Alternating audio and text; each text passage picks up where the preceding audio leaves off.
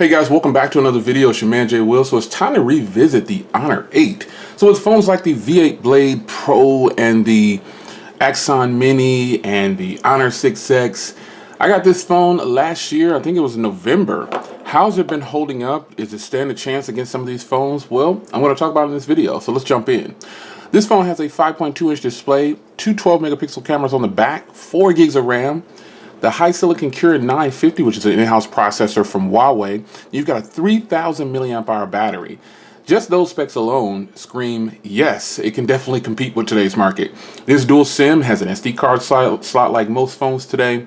It's got USB Type-C. It's got beautiful hardware, and it's got a rear-mounted fingerprint reader and LED dual-tone flash there. Now, this phone is definitely a phone to be reckoned with. The fact that, let's jump into some of the things right here. Now, I've already reviewed this phone, but I just wanted to revisit it in 2017 to see if I would still pick this phone up today. And the short answer is yes, and I actually do. Because I do have the Mate 9, which is kind of like a different class than this phone, like the bigger brother, I'll say. And but the Mate 9 is a big phone. It comes a lot with that. It's a 5.9-inch display. This has a 5.2-inch display. So in-hand feel of a device is really important to a lot of people. Hardware is where I'm going to start. So the 5.2-inch display on this beautiful little packed phone, smartphone, is actually really solid. It's 1080p, and then the going around the phone. Now I have a clear carbon fiber scan. I still haven't reviewed these. I bought these a long time ago. I need to review it, but I've got it on a couple of phones. But just to give it more grip, I added a clear carbon fiber skin back there. You don't even know that it has it on there because the camera might not be picking up the angles, or it might.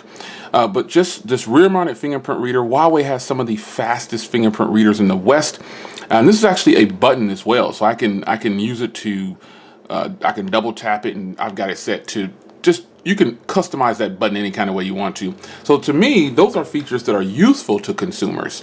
Now, again, the hardware is really nice. So you've got USB Type-C, you've even got a headphone jack, and you have an IR blaster.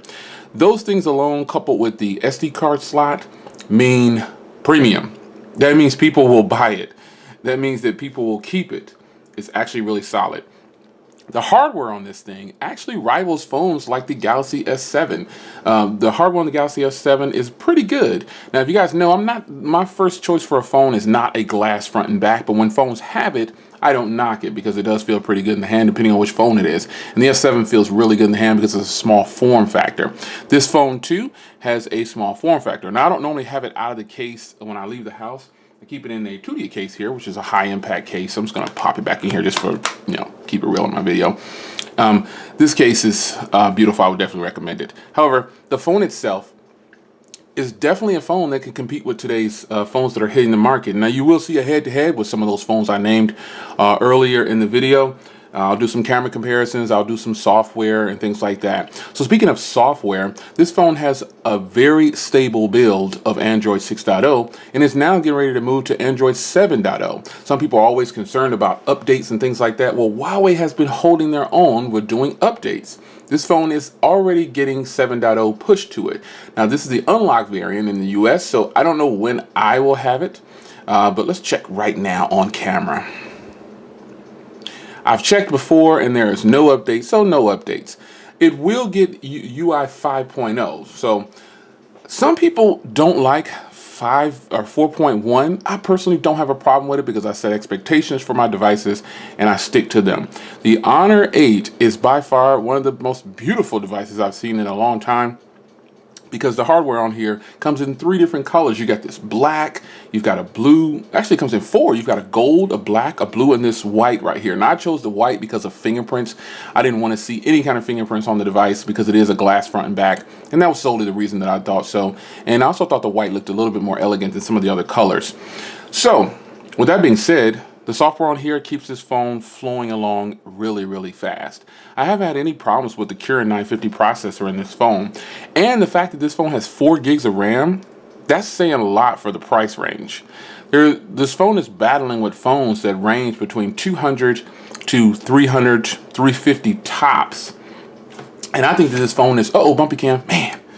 I think this phone is definitely holding its own. And I can't wait to show you some of the footage that I've got where I'm battling this phone against, let's just say, one phone you guys are really excited about right now is the ZTE Blade V8 Pro. Now, the ZTE Blade V8 Pro has dual 13 megapixel cameras on the back, and it actually shoots in 4K. Now, doing the reviews on that phone, I've actually been using that phone for a very long time, much longer than anybody else has probably reviewed it at this point. And a lot of the things I hear people saying about the V8 Blade is the cameras are not what they expected. Well, to me, that's all subjective. I think the cameras on the V8 Blade Pro are fantastic. Again, when you're buying a smartphone at a certain price range, you know that the OEMs are going to cut corners, just like on this phone. This phone is not flawless. It has some of the same weaknesses that I called out on the V8 Blade Pro, which is the speaker. The speaker on this phone is really weak, and that too can be subjective because some people might think that this phone has a very loud speaker. So no phone is going to be flawless. I will put this head to head, like I said, with some other ones, but this phone right here, the Honor V8, if you have this phone, especially if you caught it on sale for like $199, you got a sweet deal. Look for these OEMs to push these phones out, and look for third parties to sell them at discounted rates just to push out as many as they can and get sales, because I'm pretty sure they buy 100,000 of them at a lot lower cost than what we're buying it at. So they can afford to cut the cost really low like that. So just keep that in mind. Stay on sites like Best Buy and B&H. Right now, B&H has the V8 Blade Pro with free JBL headphones, a 10,000 milliamp hour battery pack, a VR headset, and something else. They're just giving everything away, and the phone stays at $229, and B&H doesn't charge tax outside of New York. I think it's New York. Yeah, something like that. So get ready to get your shop on. I think that's actually a much better buy than picking up this phone with nothing. I think Honor was giving away a selfie stick and some headphones. No one needs that. You can go to the dollar store and get a selfie stick. You can go to the dollar store and get a selfie stick. And I'm not kidding. I bought these right here for brackets. If you try to buy this bracket on, side note, away from the revisit video, try to buy, look up this bracket right here on Amazon. It's like $8, $7, $10. Go to the dollar store. Buy the complete selfie stick. Unscrew it. Mount this to your camera mount, and then you have your own brackets. Buy as many as you want. Fun fact from Jay Will. So the Honor 8 is still relevant because it has more RAM than some of the other phones that are coming out. Now let's talk about battery real quick before I get out of here.